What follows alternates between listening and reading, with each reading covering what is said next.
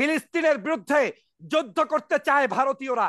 আমার কোনো ব্যক্তি বিশেষের বিরুদ্ধে আমার কোনো অভিযোগ নেই, আমার কোনো হিন্দু ধর্মের বিরুদ্ধে আমার কোনো অভিযোগ নেই, আমার কোনো খ্রিস্টানের বিরুদ্ধে আমার কোনো অভিযোগ নেই।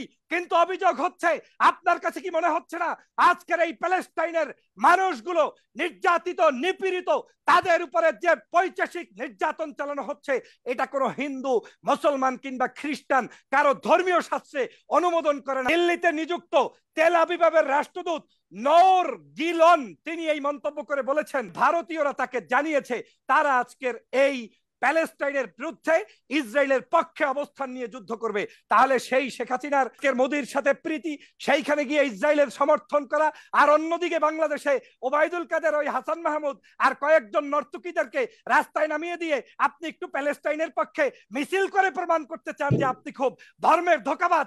এর চাইতে ধর্ম ধোঁকাবাজ আর কেউ হতে পারে না।